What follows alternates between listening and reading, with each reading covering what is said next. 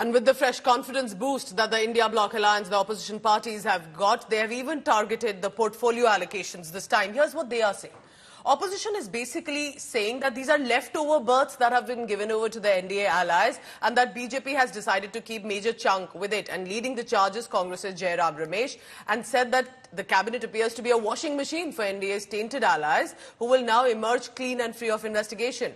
Tejashwi Yadav of JDU and Tejashwi Yadav of RJD has taunted JDU and LJP, which are allies of the NDA, saying that they got lightweight ministries as well. Then there was Omar Abdullah of National Conference who has jumped in. The TMC has also targeted, this time referring to the Bengal ministers. So listen in precisely to what the opposition leaders have said and why are they targeting even the government portfolio allocations.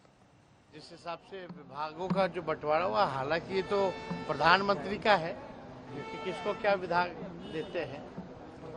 काम किसी भी विभाग में होना चाहिए, लेकिन जो बिहार की वजह से आप प्रधानमंत्री बने और मंत्रालय जब बिहार के लोगों को दिया गया तो कहीं ना कहीं से झुनझुनना जो है थमाया गया। पिछले 2019 में भी 18 संसद मिलने के बाद भी एक भी कैबिनेट मिनिस्टर बंगाल को नहीं मिला था।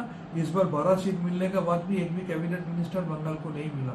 इससे यह साबित होता है कि बंगाल बीजेपी का नजर में कभी नहीं है। बंगाल का डेवलपमेंट करने का सोच बीजेपी का कभी नहीं है। बंगाल का डेवलपमेंट ममता बनर्जी द्वारा ही होगा। मोदी जी ने बिल्कुल जैम्बो कैबिनेट बनाया है और ये इस बात का संकेत है कि वो सबको संतुष्ट करना चाहते हैं।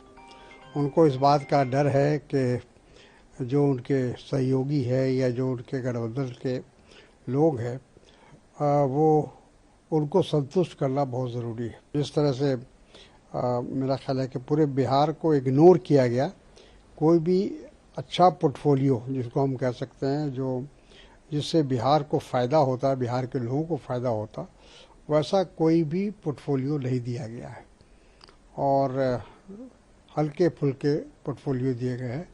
तो उससे हमको लगता है कि बिहार के साथ एक तरह से प्रधानमंत्री ने नाइंसाफ़ी की है।